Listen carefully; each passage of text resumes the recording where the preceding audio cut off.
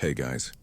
Tonight we're traveling back to Edo-period Japan, to the narrow alleyways, tatami-covered rooms, and echoing wooden hallways of a world balanced between silence and ceremony.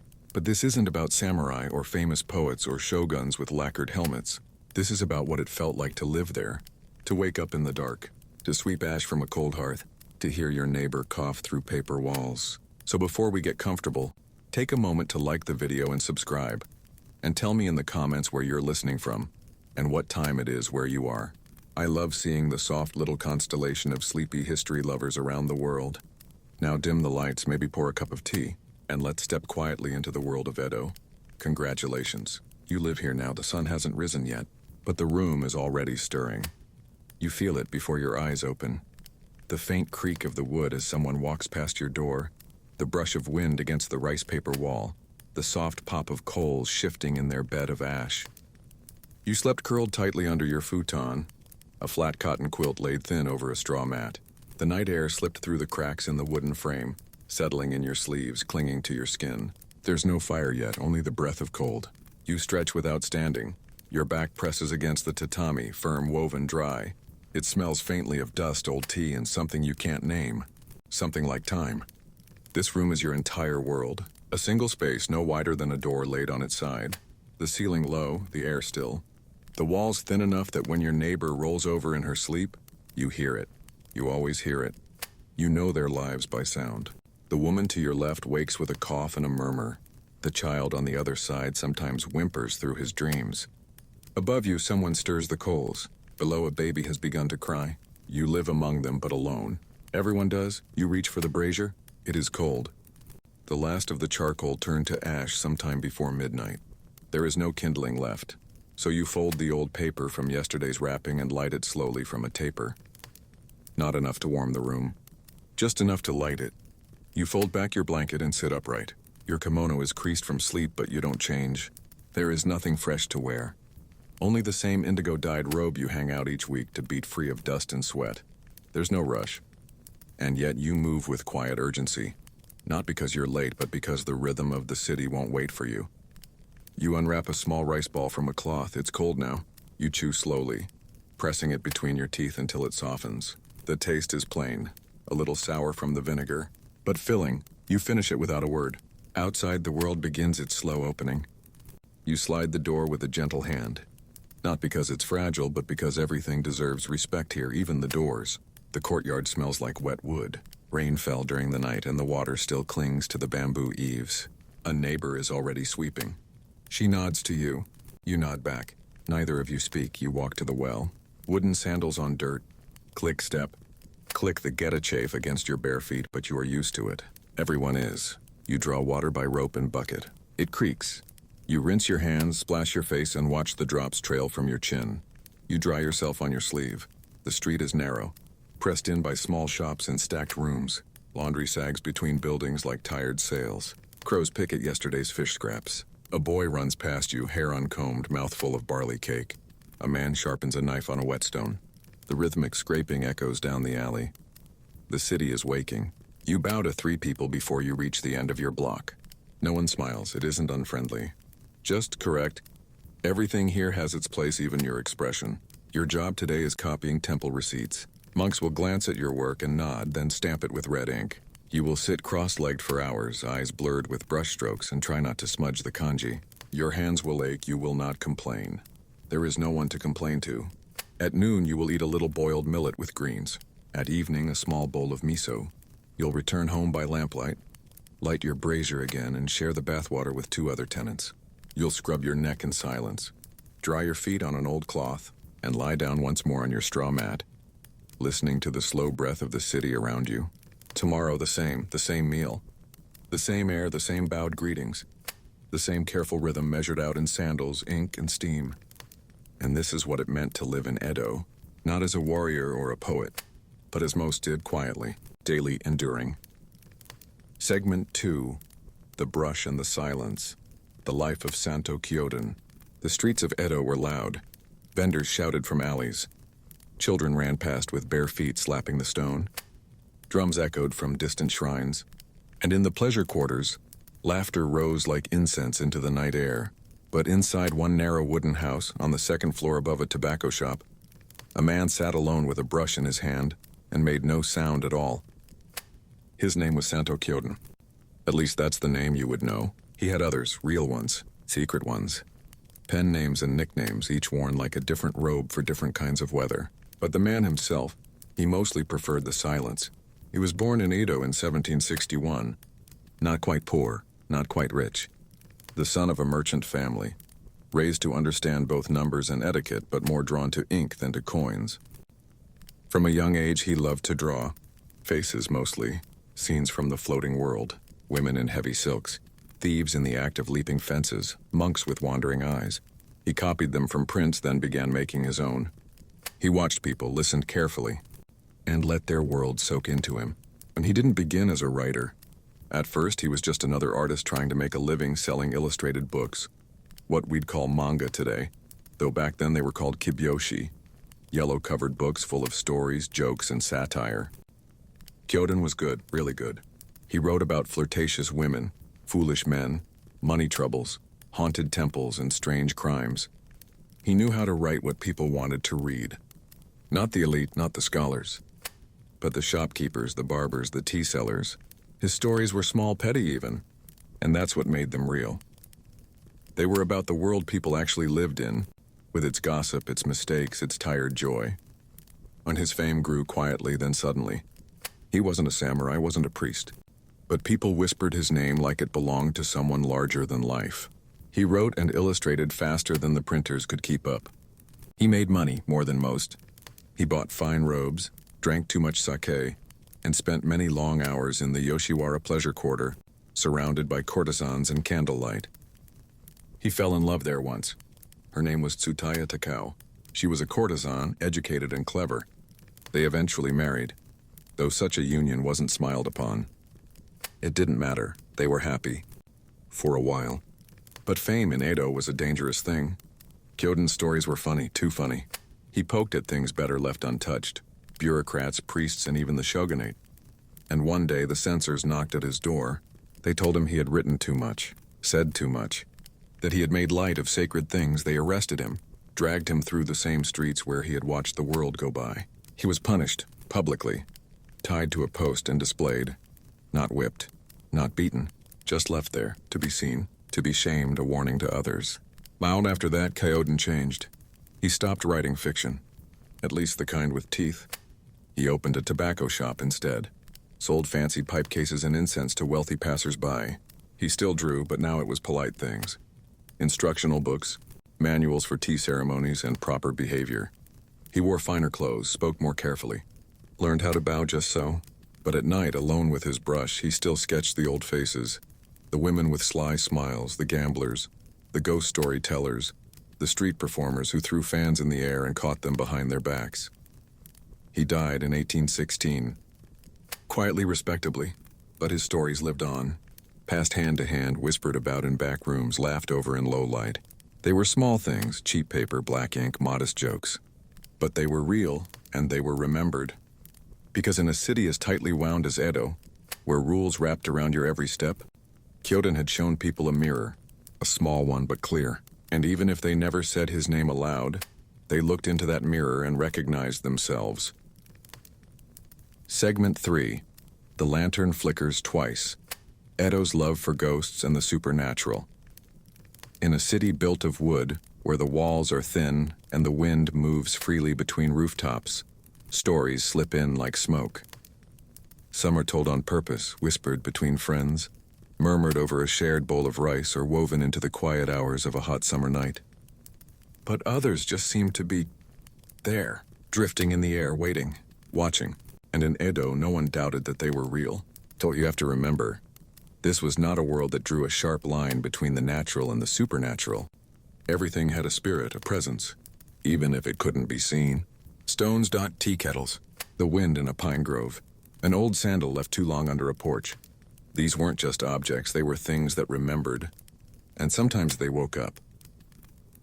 Every summer in Edo, as the nights grew hot and still, people gathered to tell kaiden, ghost stories. Not for fun, not exactly. They believed that chilling tales helped cool the body, that fear drawn out like a breath. might bring relief from the stifling heat. And so they made a ritual of it. They called it Hayaku Monogatari Keidankai, the gathering of 100 stories. 100 candles were lit in a room, and one by one stories were told. After each tale, a single candle was blown out.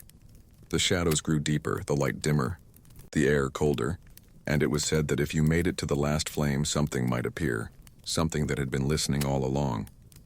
The stories varied. There were onryo, vengeful spirits, often women wronged in life, who returned with hair unbound and eyes hollow with sorrow. There were yurei, ghosts who couldn't move on, who clung to old places, old loves, old names. There were shape-shifting foxes, floating heads, spirits in wells, and old umbrellas that danced through the rain. People didn't scoff. They hung protective charms, left offerings for the dead, avoided crossing bridges at night or turning around when they heard footsteps behind them. Better to be safe, just in case. Superstition curled into everyday life like incense smoke.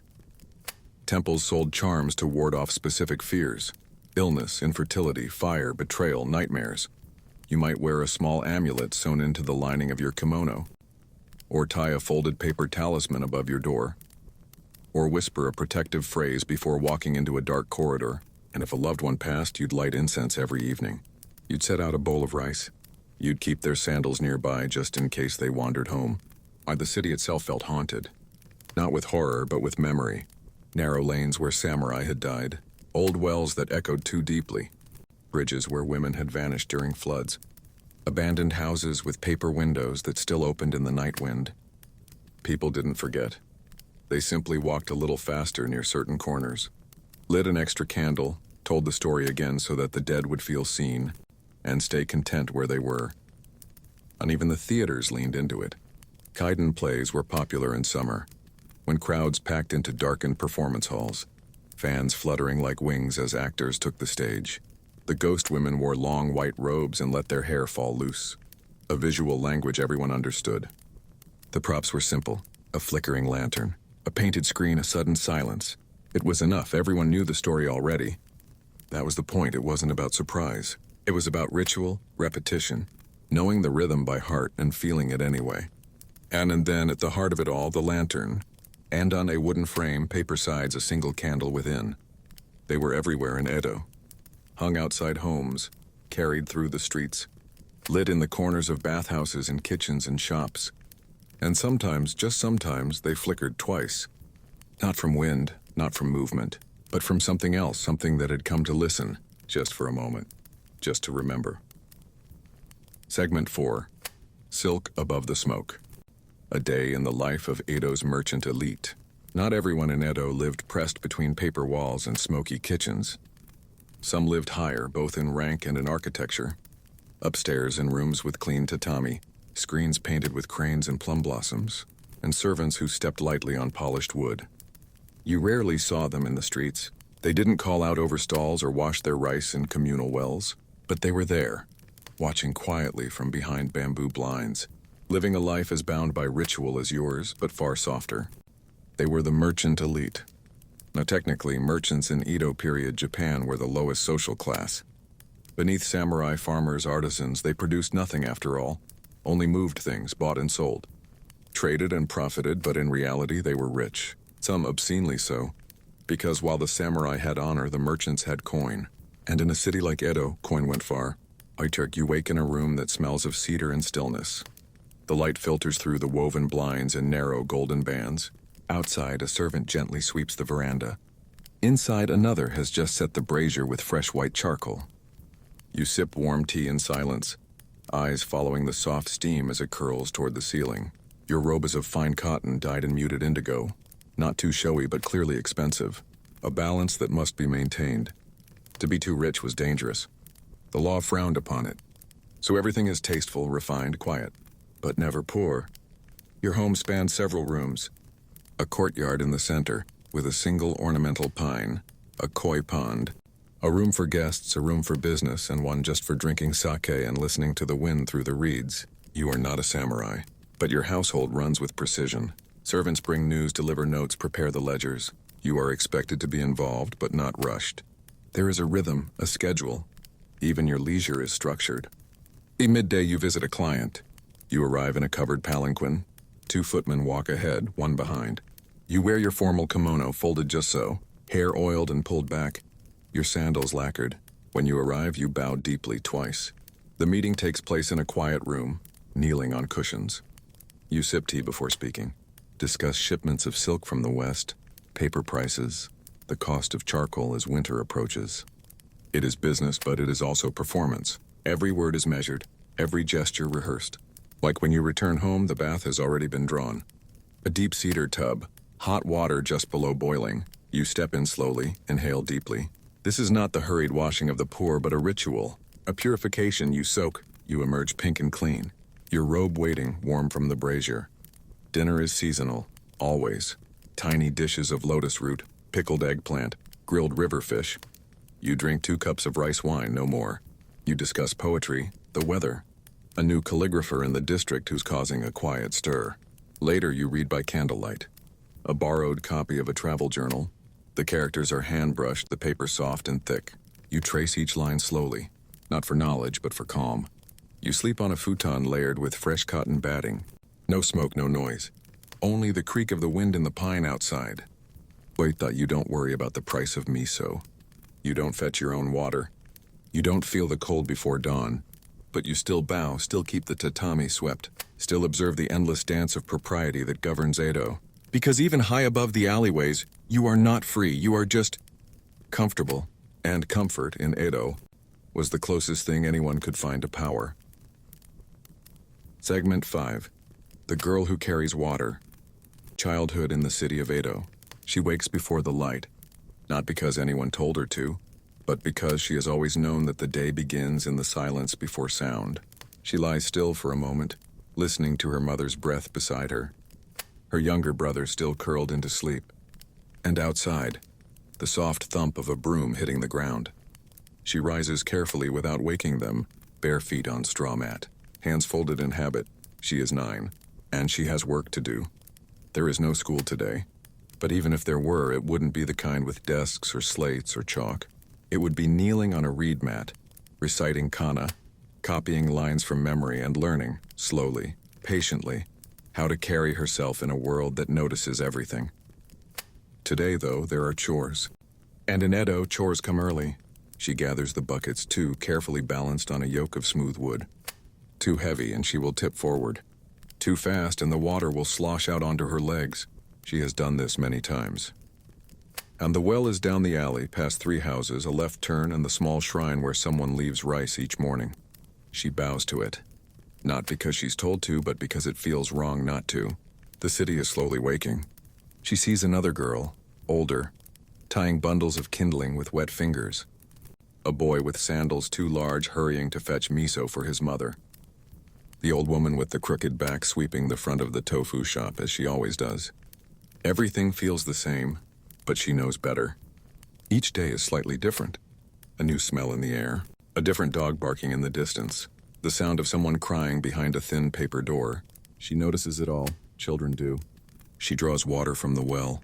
The pulley creaks. The bucket tips, fills, wobbles as it rises. She lifts it with care, pouring it into the balanced wooden buckets she's brought. It takes 2 trips. By the time she returns, her mother is up, kneeling by the hearth, blowing gently on the coals. Together they prepare rice.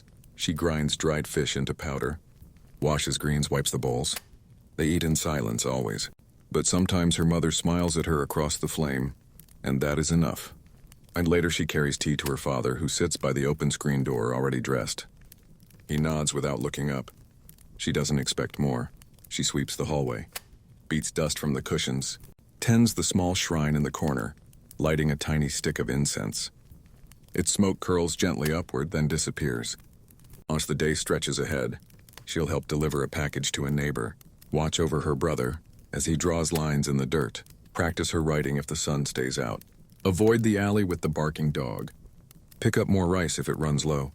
The rhythm of the day is not harsh, but it is full, and she has no room for questions like, why me, or is this fair? Only, is the floor swept? Is the water clean? Is the rice covered? This is her world, not small, just exact, not cruel, just unchanging. Sometimes in the quiet hour after the sun sets, She will lie beside her brother, eyes open in the dark, listening to the temple bell in the distance. It rings once. She doesn't know where it is, only that it means another day is ending, and that tomorrow the buckets will still need to be filled. Segment 6. The Rhythm of the Knife. A Day in the Life of an Edo Woodworker. The sun is only just beginning to warm the rooftop tiles when the blade is first drawn. You can hear it before you see it. The long, even scrape of steel against wood. Not rushed, not loud. A sound so steady, so familiar that the neighbors barely notice it anymore. It's part of the neighborhood's music. Like the clatter of Geta sandals or the clink of porcelain from the tea house. You are a Kijia, a woodworker. And this is the start of your day. But the shop is no more than a narrow rectangle of space. Open to the street, a smooth wooden counter, a straw mat tucked into the back corner for meals, and walls lined with hanging blades, planers, chisels, and brushes. Everything in its place, because a craftsman's work begins with silence, and silence begins with order. You sit on a worn cushion, legs folded back straight. The block of Paulownia wood before you is pale, dry, and waiting. You know it by weight, by scent, by the sound it makes when you tap its side. Today it will become a tea caddy, or perhaps a rice scoop, you aren't sure yet. You'll know by midday. There is no rush, no audience. Only the tools, the grain, and the soft rhythm of your own breathing. Draw the plane forward, lift. Reset, draw, lift, reset. Each motion is its own world. Each shaving of wood curls away like a paper ribbon, warm from friction, weightless on the air. They land in little piles at your knees. Soft, fragrant, soon to be swept up and burned. Nothing is wasted, nothing is hurried. Outside the street begins to stir. A woman passes with a basket of daikon. A dog barks once, then settles. A child points at your work and whispers to his mother. But they do not stop. They never do. People know you're busy. And even if your work seems simple, they know it isn't. They know how long it takes to shape a lid that fits just so. How many years it takes to learn the right angle for a knife. How your fingers can feel an imperfection no eye would ever see. At midday, you stretch your legs. Drink tea from a gourd cup. Eat a bit of rice, pickled plum, maybe a bite of dried fish if business has been good. The warmth of the brazier reaches your knees. The street has gone quiet again. You hear a kite high above, its string creaking in the wind. Then you return to the block. Pick up the knife, find the grain. Follow it. In the afternoon, a customer stops by. A quiet man in a blue robe. He asks for a spoon, but his eyes are searching the shelves for something else. A comb, perhaps, or a box for incense. You show him 3 items. He picks one, pays without haggling. He bows, you bow, and he disappears into the slow river of Edo Street life. By evening, the light is gold and low. You sweep the shavings into a basket. Wipe your tools with an oiled cloth. Cover your current project with a scrap of linen. The wood rests just as you will, because the next day and the next you'll return to it, not as a task, but as a continuation, a practice, a rhythm. The work is never done, but it is never rushed either. You light a single lantern, watch it flicker, then slide the shutters closed. And in the soft quiet that follows, you can still feel the curve of the blade in your palm, as if the tool has become part of you, because in a way it has. Segment 7. Above the rooftops. The watcher in the fire tower. The ladder is steep, the wind stronger than you expected. Each rung creaks underfoot, dry wood smooth from years of ascent. You climb slowly, deliberately, one hand always on the rail. The city falls away beneath you. First the rooftops, then the hanging laundry, then the smoke from breakfast fires rising like ghosts through the gray morning haze. And then you are above it all. Edo in every direction, endless. Timber and tile, lantern and shadow. You are the watcher, and this is your post. And there is no roof on the Hinomi Yagura, the fire watchtower. Only a small platform with a railing and a set of bronze bells hanging beneath the eaves. The city below is flammable. Every building, every bridge, every market stall, bathhouse, and shrine. It is made of cedar, of bamboo, of oiled paper and dry thatch. A single spark can level a district. It has happened before, it will happen again, but not today. Not if you can help it. Anu, you've been on this shift since before sunrise. You wear a robe of thick cotton, layered for warmth, a hood when the wind bites, and gloves to hold the brass spyglass without freezing your hands.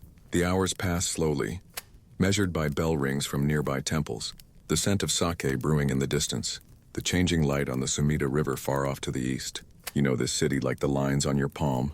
You recognize roofs by their shape. Know which chimneys smoke at what time. Which houses always smolder too long after breakfast. Which alleys are too narrow for water brigades. You don't need to think. You only need to watch.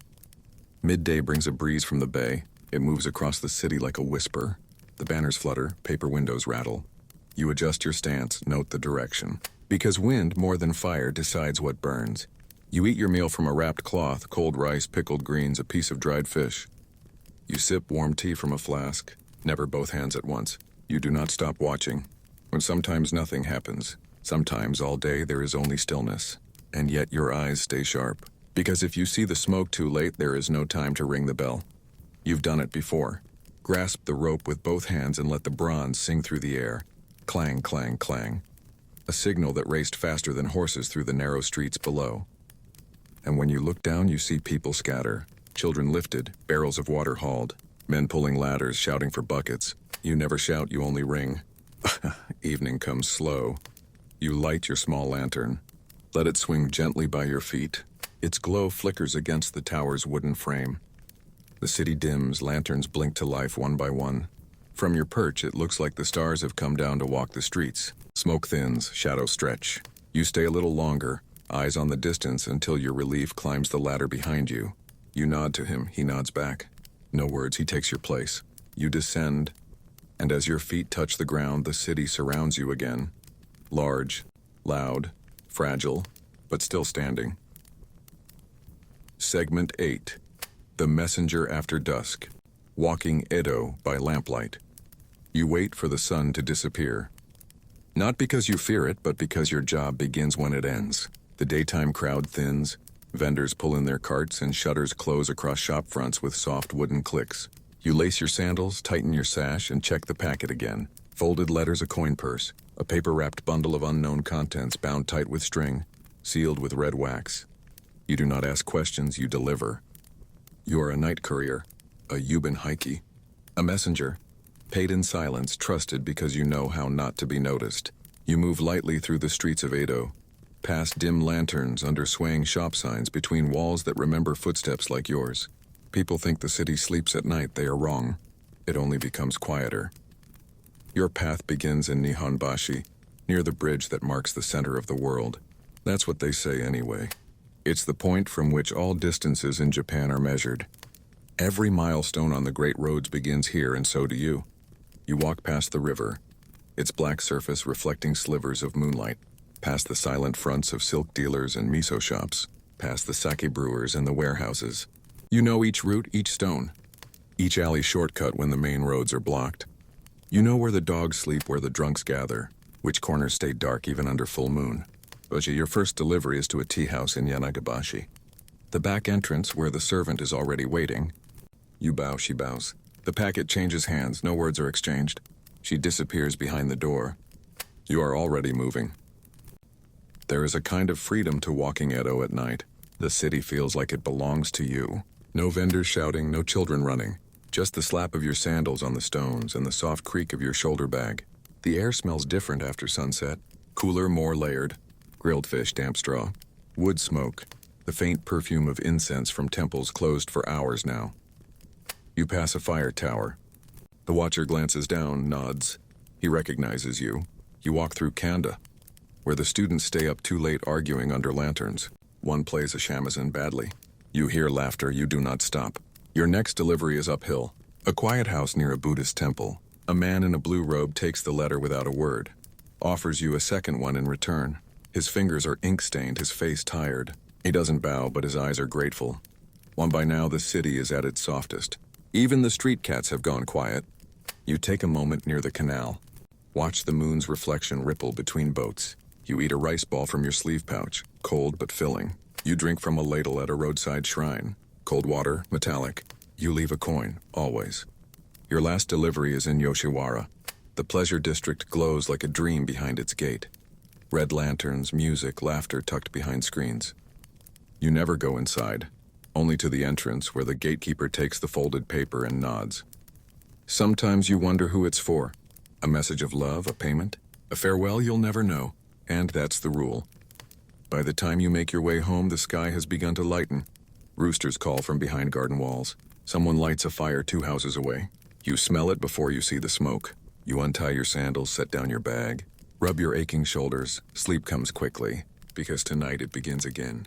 And Edo, so large, so loud, so full of breath, will once more need a quiet voice to carry its secrets from one hand to another. Segment 9. Steam and Stillness. An hour inside the communal bathhouse. You don't speak when you enter. No one does. The heat presses against your skin the moment the sliding door shuts behind you. A thick, wet warmth, steam, wood, and the faint, clean scent of pine ash. This is the Sento, the public bathhouse, and it is as much a part of your day as rice, sandals, or breath. Not a luxury, a necessity, a ritual carved into the bones of life. You bow to the attendant. He nods once, barely looking up. You step out of your sandals, arrange them neatly on the rack, and enter the changing room. Others are already there. An old man folding his towel just so. A boy helping his grandfather balance on one foot. A merchant you half recognize from the next street over. No one greets you. It would be strange if they did. You undress slowly, fold your robe. Place it in the basket. Wrap your small towel around your wrist. Your body is ordinary here. There is no shame, no vanity. Only warmth, water, and the gentle pace of a place where everything unravels. The washing area comes first. Low stools, wooden buckets. Soap made from lye and oil. You pour water over yourself by hand. Cold at first, then warm, then hot. You scrub thoroughly. Arms, legs, behind the ears, soles of the feet. It is not optional. You do not enter the bath until you are clean, spotless in fact. To do otherwise would be unthinkable. Then you step into the tub. The heat climbs your legs like ivy. The air thickens. Your chest tightens, but you don't move. You sit, shoulders submerged, hands folded loosely across your stomach. It is not silence, but it is close. You hear breath shifting bodies. The occasional sigh. Water lapping gently against smooth tile. Nothing more. The bath is shared, men and boys together. Sometimes women and girls in the other room or at different hours. It is democratic in the truest sense. A samurai might soak beside a carpenter. A noodle seller beside a poet. The heat levels everyone. Ranks fade here, washed away with sweat and ash. Outside, the city pulses. Horses clatter, voices rise. Dust lifts from the street. But inside the bathhouse, time slows. There is only water and steam and the gentle folding of the body into quiet. You close your eyes. Let the warmth seep deep into your joints. Let the world drift. Let your thoughts soften like rice in the pot. You are here, nowhere else. When the heat becomes too much, you rise slowly. Pour cooler water over your head. Towel off in the washing space. Dress in clean cotton. Outside, the air feels sharper. You smell the street, the fishmonger, the distant scent of charcoal. But something in you is shifted. You walk slower, stand straighter, breathe more deeply. For an hour you have been weightless, and now you carry that stillness back into the noise of the city. Not because the city is quiet, but because you are. Segment 10. The Last Light at the Shrine. Evening in the courtyard of Kami. The sun is low. Shadows long. The sky above Edo begins to soften, from pale blue to the color of pearl. You leave the street behind. Turn down a narrow path lined with low bamboo. Pass a small pond, where frogs have already begun their singing. And then you see it, the gate. Two thick wooden pillars, a crossbeam above. Painted red, though faded from years of rain and summer. It marks the beginning of another world. You bow once before passing through. The shrine is quiet, no priests in sight. No visitors except for one old woman sweeping fallen leaves into a corner. Even the birds seem to hush themselves here. The gravel under your feet crunches softly, a sound that feels louder than it should. You walk slowly, careful not to disturb the stillness that hangs in the air like incense. This is not a place of loud prayer or display. It is not meant to dazzle. It is meant to calm. You stop before the small purification basin. A stone bowl filled with cold water fed by a trickling bamboo pipe. You lift the ladle with your right hand, pour water over your left, switch, then lift it to your lips and rinse, spitting softly to the side, never back into the basin. Not because someone is watching, but because that's the way it is done. Clean hands, clean mouth, clean heart. Only then do you approach the shrine itself. It is smaller than you expected. No higher than your shoulder. Carved wood, a low roof. Offerings of rice and fruit resting quietly on a wooden tray. You do not need to know which kami is enshrined here.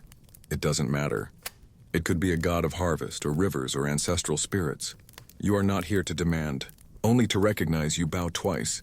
Clap your hands twice, then bow again, lower this time.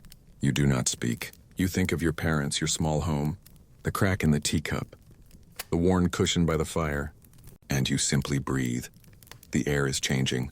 Cooler now, heavier with the coming dark. The bell hanging from the eaves sways gently, though there is no wind. You hear the temple drum sound in the far distance, not from this shrine, but another, signaling the hour, reminding the city that night has come. You stay a little longer.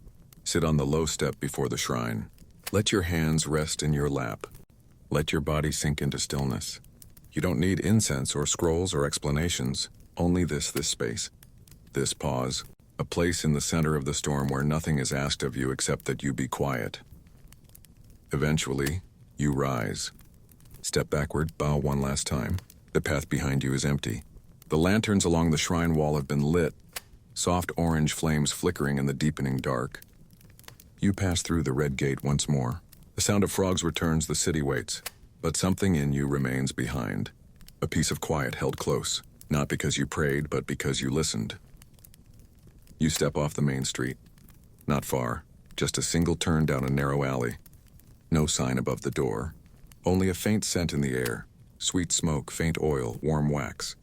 Inside the room is dim, not from neglect, but because too much light spoils the work.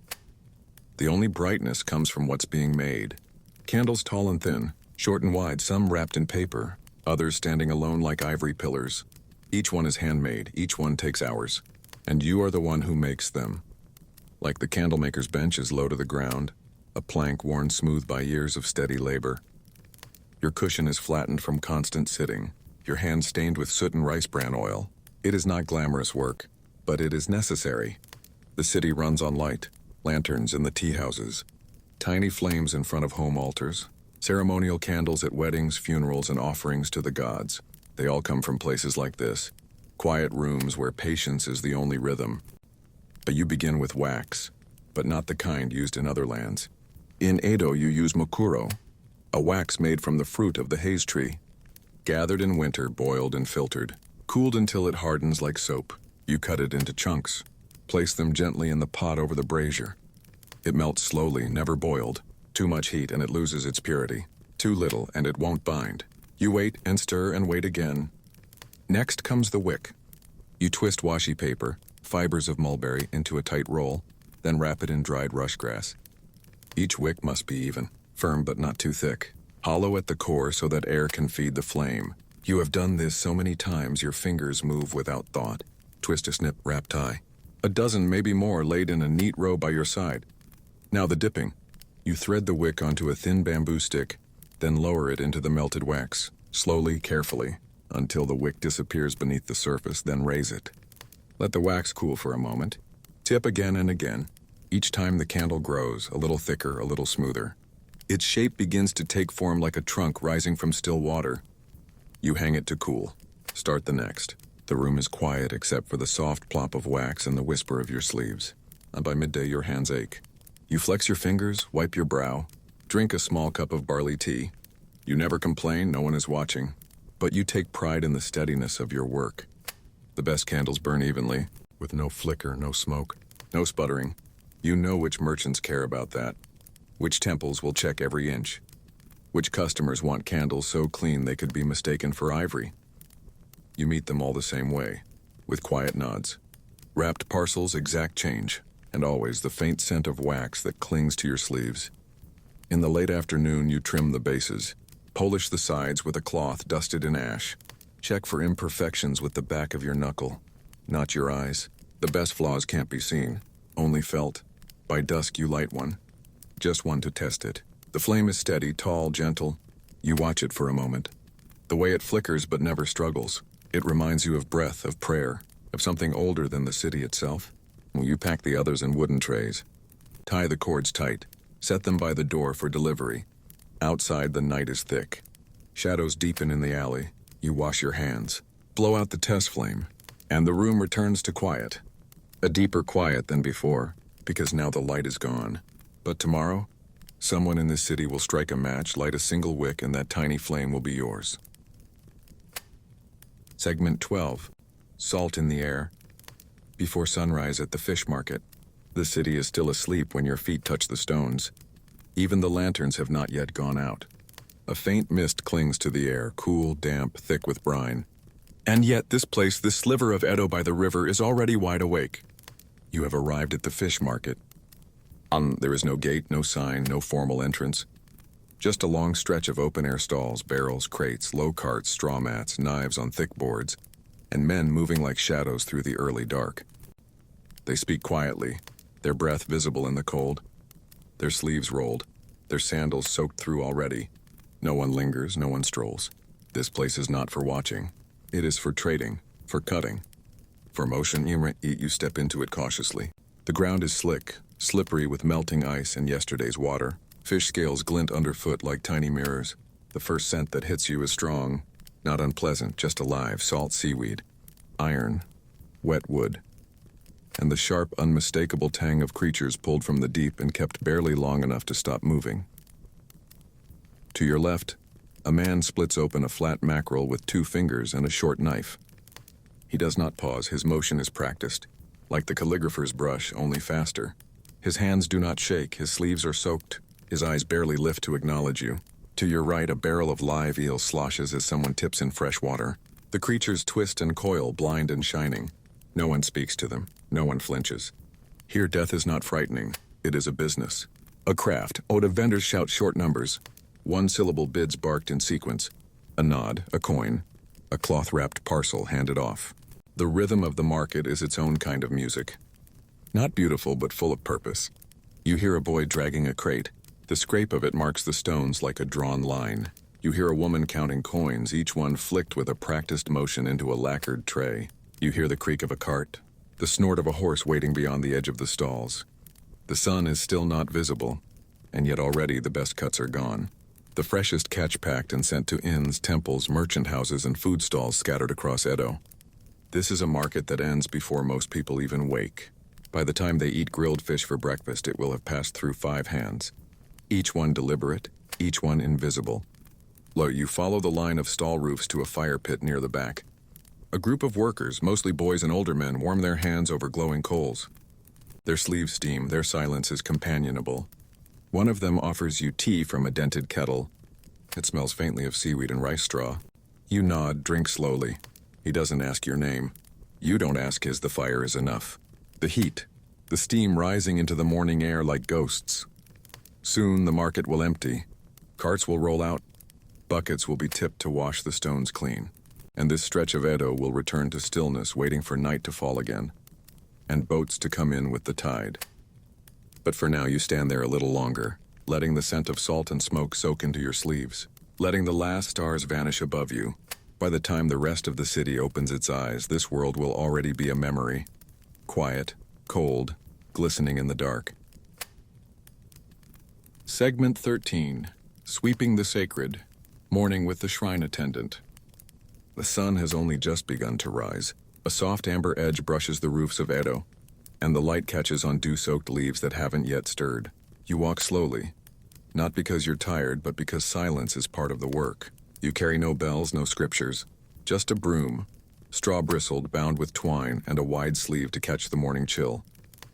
You are the Shaji-san, a shrine caretaker, the first footsteps through the sacred gate.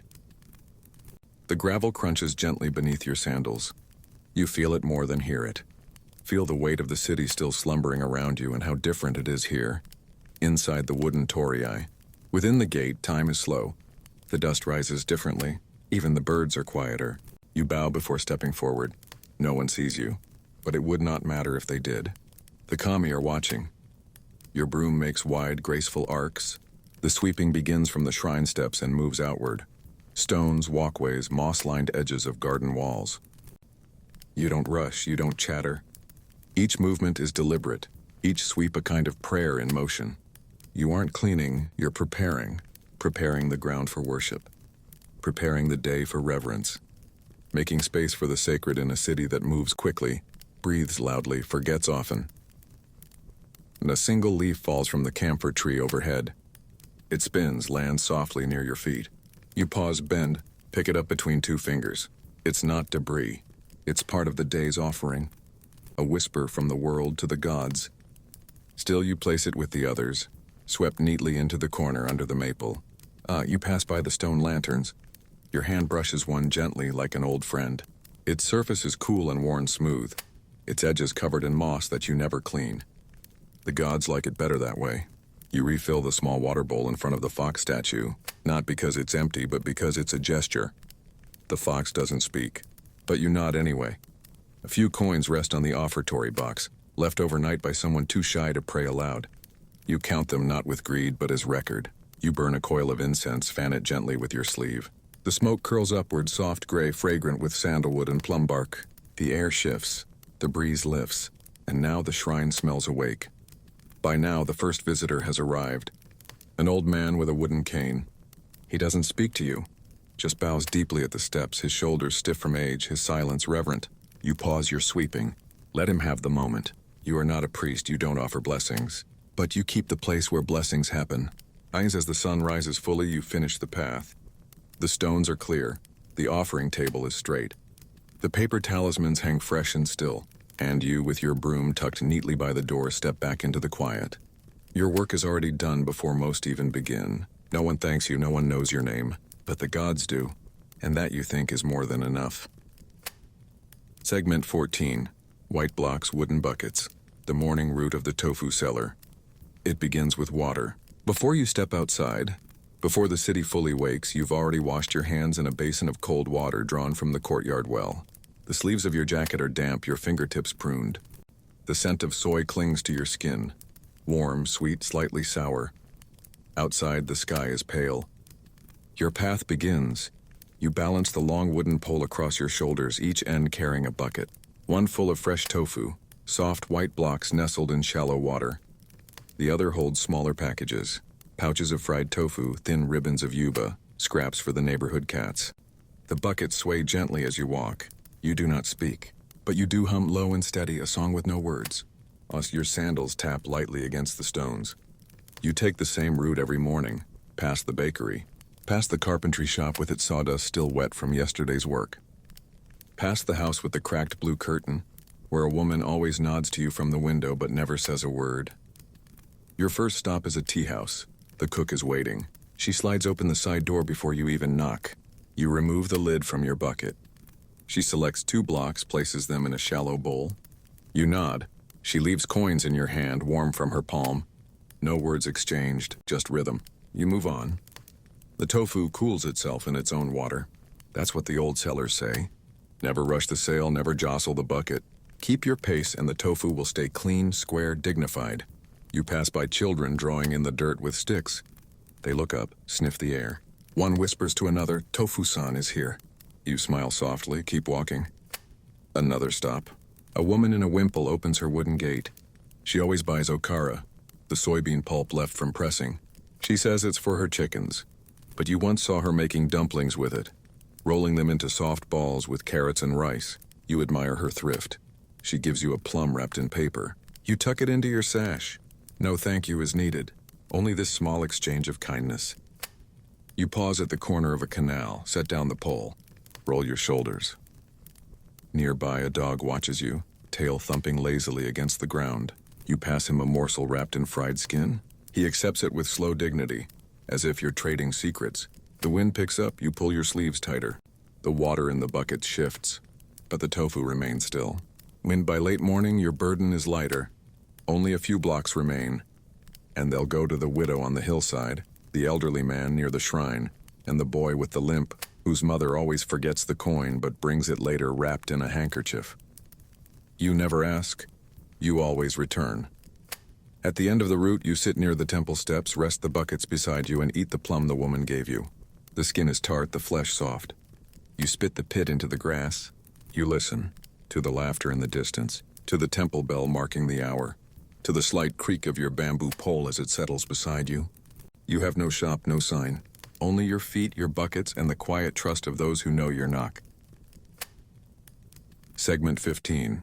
Paper, frame, flame. The quiet labor of a lantern maker. The workshop is small, its walls are thin. Sunlight filters through the paper windows like milk through muslin. You sit cross-legged on the floor, your back straight, your tools laid out in careful rows beside you. No hammer, no saw, Just glue, bamboo, thread, a soft brush, and sheets of handmade paper as thin as breath. You are a lantern maker. And this quiet room in a side alley of Edo is where the light is born. It starts with the frame. You split bamboo with a knife, not with force but with calm insistence. Each strip must be thin, even unbroken.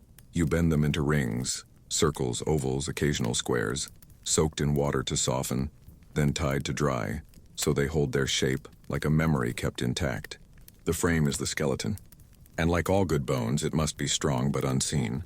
You connect the rings with vertical struts, thin rods of bamboo lashed gently with string, each joint tied by hand, each line aligned with care. There is no rushing. A crooked frame makes a crooked lantern, and crooked lanterns don't last. Once the skeleton is finished, you set it on a low platform and begin the work of skinning it, not with flesh, but with paper. Washi, mulberry, soft, strong, lightly textured. It holds the ink without bleeding, holds the light without burning. You brush a thin line of glue along each rib. Stretch the paper gently, tight but not strained. A wrinkle can ruin the whole piece, so can haste. You trim the edges with a knife so sharp you feel the cut before you hear it. You press the seams with the side of your palm. The lantern begins to take shape. Paled empty, waiting. Decoration comes next, but not for vanity. You dip your brush into ink. Steady your hand. Sometimes a family crest, sometimes a name, sometimes a poem in flowing kana, just a single line like a whisper. Light for the steps of the old fox, or wind through paper, voice through silence. You write slowly, each stroke deliberate. You exhale as you write, your breath guiding the curve of the brush. No second chances. Ink shows every tremble. Later, as the sun begins to lower, you prepare the flame. Not inside the lantern, not yet. But in your mind, you test the frame. It is light in your hand. The balance is perfect. You slip a finished piece onto a wooden stand. Touch the wick with a match. A tiny flicker, then warmth. The paper glows from within. Not brightly, not harshly. A soft orange hum like the color of evening held in a bowl. The frame is invisible now. Only the shape of the light remains. You carry the lantern to the shop front. The streets outside are beginning to dim. Shutters closing, shadows lengthening.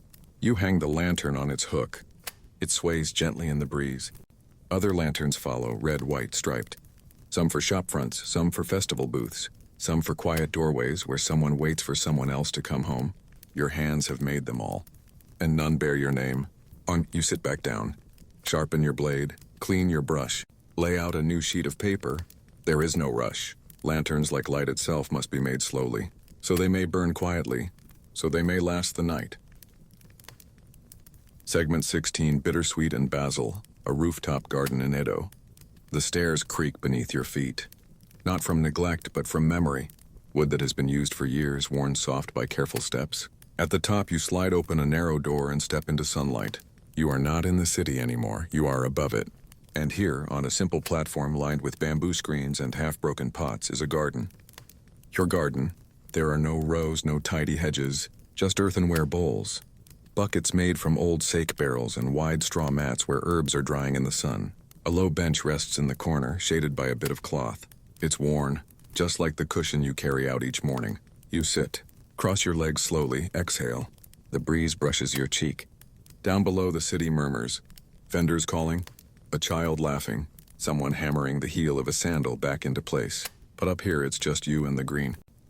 You begin with the basil, not the sweet kind. This is Japanese shiso, sharp, fragrant, tinged with purple. You run your hands gently over the leaves, checking for holes, curling edges, spots where the sun has burned through. You pinch off what's overgrown. Drop the clippings into a wooden bowl beside you. You won't waste them. They'll go in rice later, or steep in tea. Then the bitter melon. Still young, its skin bumpy like the surface of an old hand drum. You check the ties, one has come loose. You fix it with a bit of cord. No rush, no audience. Just care. Might your fingers know what to do? The rosemary needs turning. The pickled plums must be checked. The vinegar jars on the shelf have started to fog. You lift the lid of one, sniff gently. Sour but clean, exactly as it should be. You wipe the rim. Replace the cloth lid. Secure it with a bit of string tied in a bow. Everything has its place. Even in this patchwork space of broken pots and second-hand rope, there is order. Oh no, you remember your husband? How he used to laugh at your garden, then steal the best cucumbers before market day. You think of your daughter. Now married, now distant, but still writing, sometimes asking if the mint is still growing. It is. You've kept it alive just in case she returns.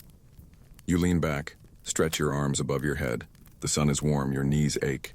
But there is a kind of comfort in this ache, earned slowly through quiet labor. A dragonfly lands on the edge of a clay pot. Its wings shimmer almost invisible. You do not move. Let it stay. The light is shifting. Time to cover the herbs. Brush the dust from the planks.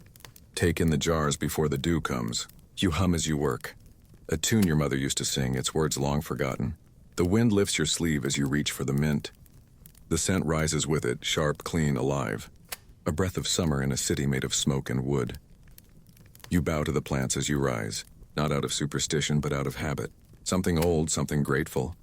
Then down the stairs again, slowly, carefully.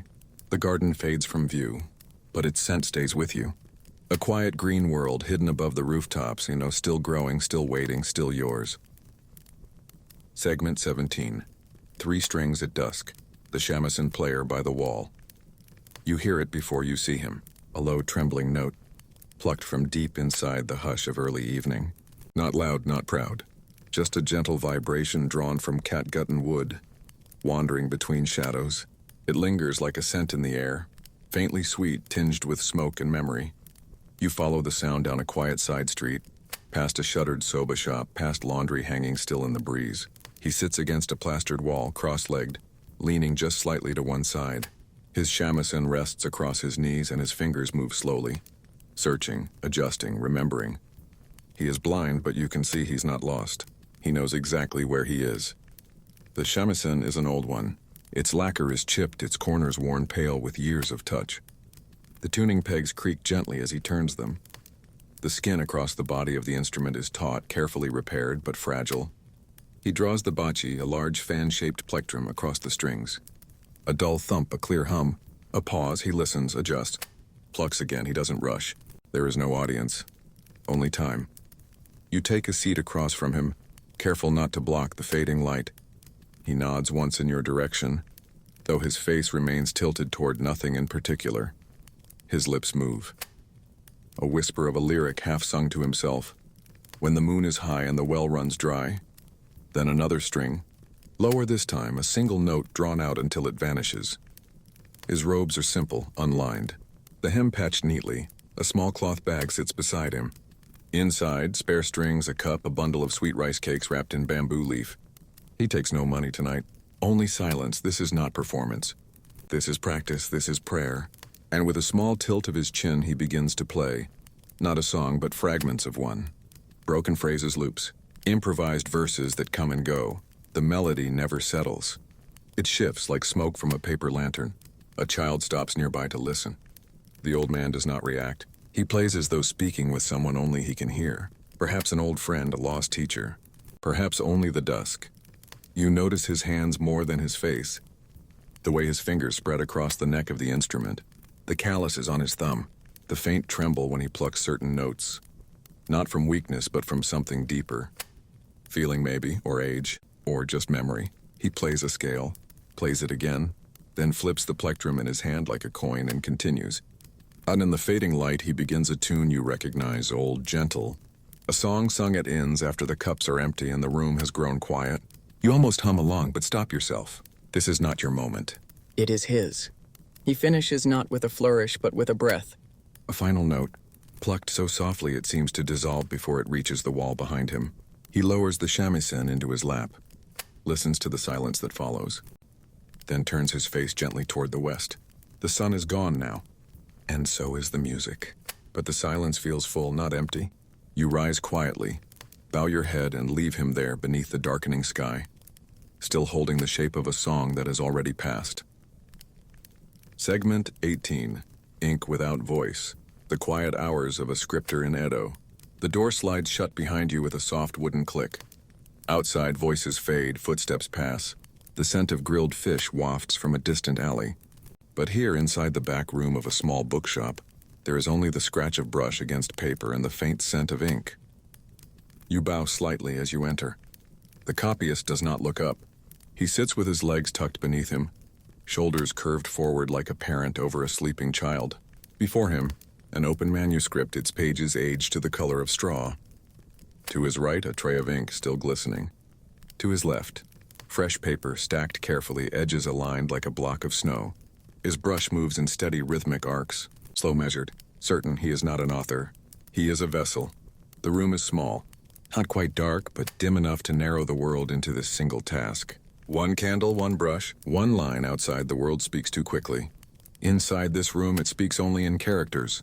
Kanji drawn with care, strokes built like houses with perfect balance and open doors. You step closer, watch. A single word forms, then another. He pauses not to think, but to breathe. The paper must not feel pressure, only presence. The brush is a quiet instrument. It glides, it resists only when pushed too hard. The ink is thick tonight, made from pine soot and glue, ground slowly by hand this morning on a stone block polished by years of repetition. The smell is earthy, faintly bitter, comforting. Every few lines he leans back, cracks his knuckles gently, and reaches for tea that's long since gone cold. He drinks it anyway. You glance at the original scroll. It's a Buddhist parable, a tale about a monk who spoke only once a year, and yet was understood better than any who shouted daily in the square. The irony is not lost on you. The copyist, too, has not spoken in hours, nor has he needed to. The brush speaks for him, softly, faithfully, no mistakes. Or if they come, they are scraped gently with a bone blade and rewritten with care. Nothing is discarded, nothing wasted. He does not rush. Even when the shopkeeper knocks and says another customer waits, he nods without lifting his eyes. Finishes the character, lifts the brush. Only then does he place a soft paperweight at the bottom of the page, so it won't curl while drying. Then the brush returns to its tray. The candle flickers, a brief sigh. Then the next sheet is drawn. His world is quiet but not empty. It is filled with words not his own, filled with stories retold not for fame but for permanence. When he finishes a full scroll, he binds it with string, writes the title with firmer strokes, and then places it in a box with dozens of others, unlabeled, unadorned. Each one a voice waiting for someone else to give it life. You watch him fold his sleeves, wipe his fingers clean, and roll his neck slowly. He looks up at last, not at you, but at the single lantern above. His eyes are tired, but his breath is steady. Tomorrow he will copy another. Perhaps a medical text, perhaps a poem. Perhaps nothing anyone will read for 100 years, but still it must be done. One line at a time, one thought preserved. Ink drying slowly under lamplight. Segment 19. After the lanterns go out, the night soil collector's route. The streets are nearly empty. A few shutters creak in the wind. A dog shifts in its sleep, its ear twitching at the distant roll of a wooden wheel. But mostly silence, the lanterns have been extinguished. The city is resting, but you are only just beginning. Your cart groans softly behind you. Wood on wood, iron nails and dry wheels. Rope handles worn smooth from use. Your lantern sways gently as you walk. Its light isn't for others, it's for you. Just enough to see the edge of a step, the curve of a corner. You don't want to be seen, but you must see. You carry a pole across your shoulders. A yoke of sorts, though not of rice or water or flowers. On either end, 2 buckets, tight-lidded, heavy. Sloshing gently with every step, you walk steadily, carefully. You've done this route hundreds of times. Past the apothecary with the mossy roof. Past the sake shop, now shuttered and humming faintly from within. Past the wealthier homes where wooden signs politely ask you to come early and not make noise. You never do. Your job is simple, and vital and invisible. You collect what others leave behind, night soil. Human waste, scooped from privy boxes and cesspits, carried away quietly before dawn. You don't flinch, you don't comment. You lift the lid, you do your work. You tie it closed again, and move on. The city depends on this quiet work. The farmers need the waste. The soil needs the nutrients. Without it, the fields would starve. Without the fields, the city would follow. So you keep walking, not because you love the job, but because it must be done. And because someone once told you, even the rice begins in the muck. You pass a man snoring beside a bucket of fish. A woman stirs behind a curtain as your cart clatters past. You don't look up, you don't wave. You're not ashamed, but you've learned there's comfort in being overlooked. The alley bends. Your next stop is near a tenement block, where 3 families share one latrine. You knock gently, no answer. You let yourself in. It's not glamorous, it's not clean, but your movements are practiced, respectful, almost ritualistic. You wear cloth over your mouth, not just for the scent, but because it reminds you to breathe slowly, always slowly. Outside again, you tip the buckets into a larger cask on your cart. The cart's almost full now. It's heavier on the turns. You make a note on the waxed board tied to your belt. 3rd block full. 6th lane partial. Later that information will go to the clerk, then to the farmers, then eventually to the soil. You are part of a cycle even if no one says thank you. And at your final stop, the sky is just beginning to pale. A hint of blue creeps up behind the black. You pause for a moment and lean on your cart handle. The city will wake soon, and these same alleys will be filled with laughter, carts, footsteps. No one will see your tracks. No one will notice the weight you carried. But the smell will be gone. The buckets will be clean. The work will be done. You turn the cart one last time. It creaks as it rolls back toward the city's edge, toward the fertilizing stations beyond the walls. Your lantern is still lit, but you know it won't be for long. Segment 20. Steam, wood, silence. Closing time at the public bathhouse. The doors are still open, but only just. You slip off your sandals, step onto the raised wooden threshold and bow to no one in particular. The attendant is dozing upright on his stool, head tucked slightly forward, hands folded like a priest's. The scent meets you immediately, cedarwood, wet stone, a faint trace of camellia oil, and steam everywhere. The air inside is soft. Not warm exactly, but heavy, slow, forgiving. Your footsteps fall without sound. The floor is smooth beneath your soles, slightly damp, polished over years by bare feet like yours. You place your towel in the small cubby, slide the wooden door closed. No lock needed. There is no theft here. Only custom. You untie your sash, fold your robe, and step into the bathhouse proper. The steam thickens, your breath comes back at you. The world becomes lines and curves softened by fog. The outlines of others, men sitting quietly, washing themselves with small wooden buckets, are barely visible through the mist. No one speaks. The only sounds are the rhythm of water being lifted, poured, brushed across skin. You sit on a low stool. Reach for a bucket, it's cool to the touch. You dip it into the well beside you. Clear, cold water from the cistern, not yet warmed. You pour it over your shoulders. It shocks the breath out of you, then centers you. You wash slowly. The cloth moves over your skin in circles, neck, arms, back. No rush. Washing is not for cleanliness alone. It's a form of returning. To yourself, to quiet, to peace. When you're ready, you walk toward the deep wooden tub, already half full with mineral-rich water. You ease in gently, one step at a time. The heat envelopes you like cloth. Not harsh, just insistent.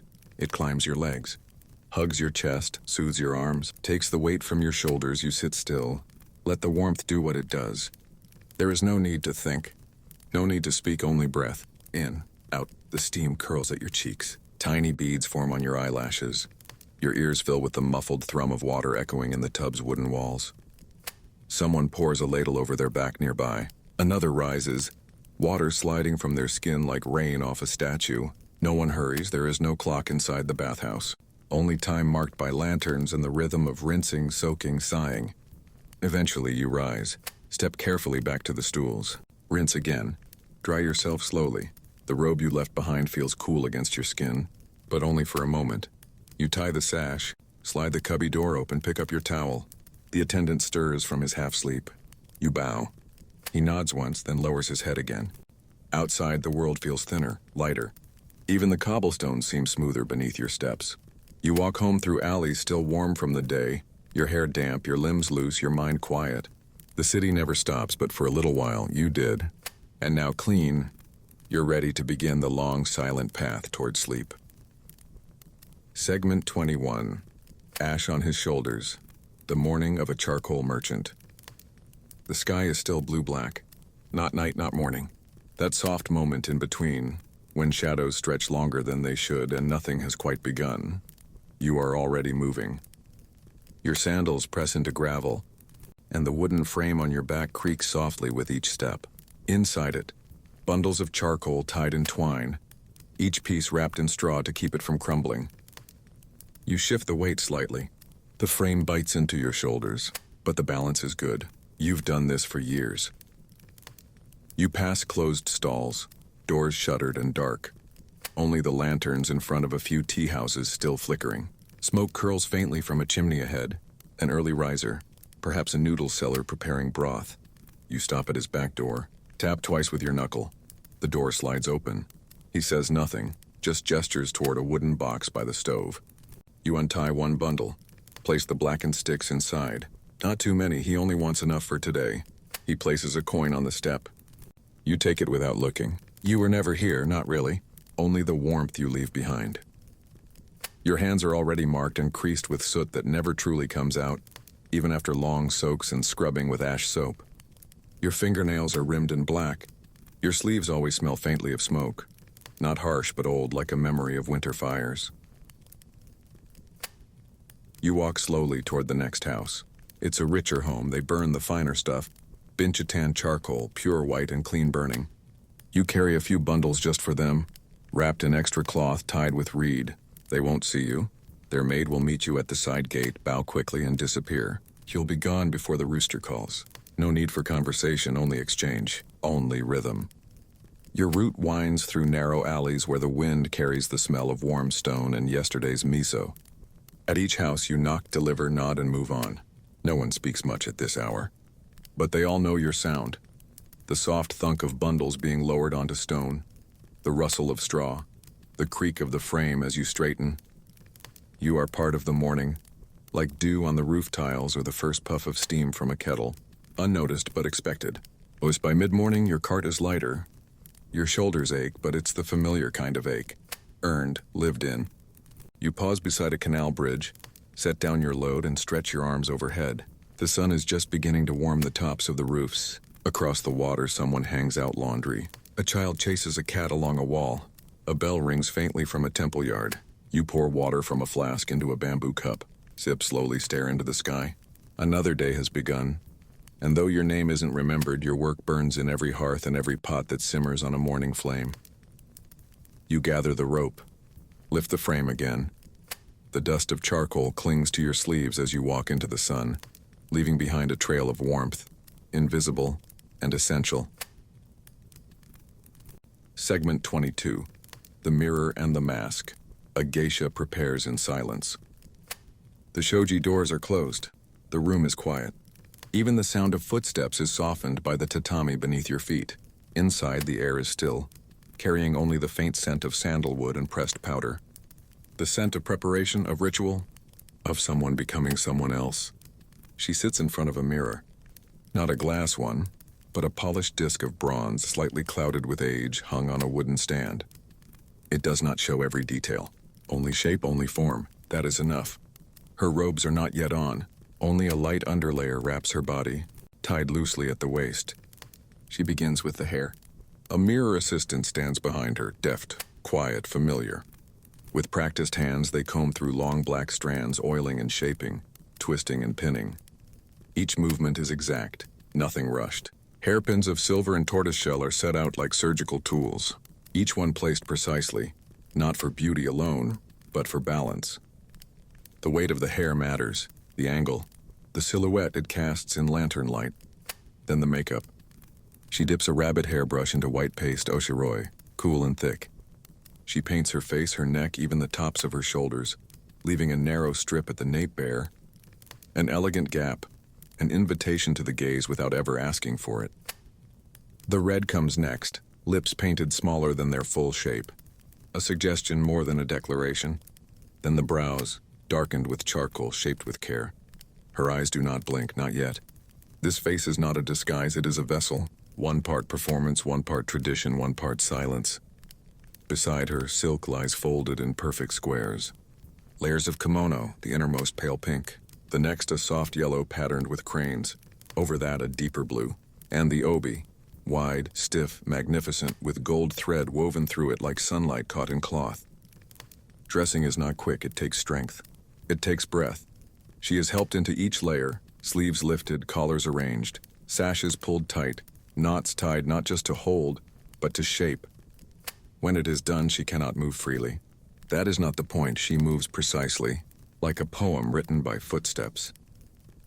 She stands finally and turns just slightly. The mirror gives no praise. Only reflection. She does not smile. She does not sigh. She places a folding fan into her sleeve, slides a small scent sachet into her obi, and lifts her chin. Outside, the sky has brightened. The streets are noisy now. Vendors are calling, children laugh. But in this room, everything remains calm. The door opens. She steps through it, not hurried, not late. Only exactly when she means to. A shadow passes across the paper screen, then fades.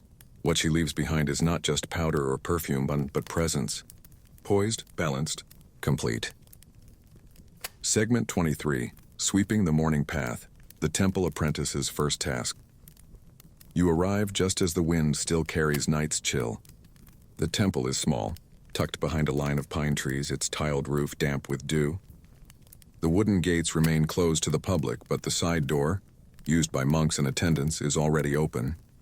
You pass through quietly and step onto the smooth stone of the inner courtyard. There alone, barefoot, stands the apprentice. Not yet a monk, not yet even a novice.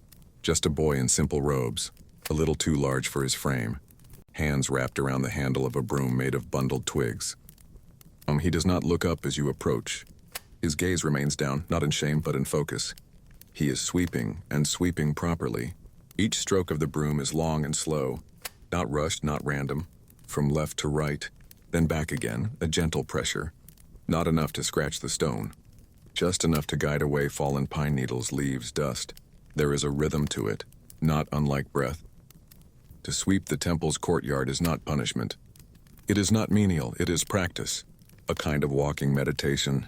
He clears the space not for appearance, but for clarity. The master once said, "A clean path invites the foot to step with purpose."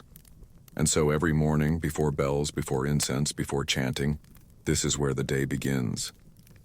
Not with words, but with motion. The boy's head is shaved unevenly. A patch just behind his ear was missed last week. He's young, maybe 11, maybe 12. His feet are calloused from walking the same stones every morning through cold rain heat. His broom squeaks faintly with each push. The bristles snap and bend, but still they hold. Oh. You sit quietly at the edge of the veranda. Watch him move around the courtyard, always in the same pattern. Past the bell tower, around the base of the stone lantern, across the narrow path that leads to the monks' quarters. Each space is swept twice, not once, twice. The first for the visible, the second for the invisible. Dust, yes, but also distraction. Impatience, pride. When he finishes the center of the courtyard, he lifts the broom and gently dusts the wooden steps. Each crevice, each groove. He leans forward, his small fingers steadying the broom head. His breath is slow but not labored, just present. A bird lands briefly nearby, hops, then flies off. He doesn't react. He's seen it before. But eventually he pauses, lays the broom across the stone bench by the door, stretches his fingers, rolls his shoulders once, then from his sleeve he pulls a small cloth pouch. From it a single juzu bead string, prayer beads. He counts 3 silently, then tucks it away again. The first bell is about to ring, and the courtyard is ready, not because it is perfect, but because it has been touched with attention, with stillness, with care. Segment 24, Wings Above the Pines, the Falconer's Quiet Morning. The sky is pale gold. The sun hasn't risen yet, but the edge of the world glows as if someone whispered fire beneath the clouds. The trees here are taller than rooftops. They sigh gently in the wind, shedding soft needles that land without a sound. You step softly through dew-wet grass. Your boots leave dark prints in the earth, but someone has already passed this way. There, ahead, just near the edge of a low cliff, stands the falconer. He wears a simple coat tied high at the waist, sturdy leggings, his sleeves bound back with faded cords. On his left hand, a thick leather glove. Perched on it, silent still, is the hawk. Its feathers ripple faintly in the breeze. Its head is covered with a small, delicate hood, stitched from soft deer leather, painted with a splash of red across the brow. The bird is calm, but not asleep. The falconer says nothing. He's been here since before dawn, watching the clouds, measuring the wind, not with instruments, but with eyes, ears, breath. He kneels slowly on the earth, lays down a small cloth bundle beside him. Inside it, tools, tiny bells, spare hoods, a long tether, bits of dried meat. Everything has its place, nothing is hurried. He turns slightly here, you can see his face now. Lined but not aged, sun-darkened. His gaze always forward. He does not look at the hawk. He doesn't need to. He knows her moods, knows when she's tense, when she's ready. He unties the hood strap gently. The hawk tilts its head, sniffs the wind even before it can see. Then in one motion the hood comes off. Sharp yellow eyes open, fixed already on the horizon. Oh, she does not cry out. She does not fidget, the falconer waits. Then in perfect stillness he lifts his arm. She takes off, not in a rush. Not explosive, just a powerful, deliberate unfolding of wings. She lifts upwards, spirals once, twice, then disappears beyond the line of trees.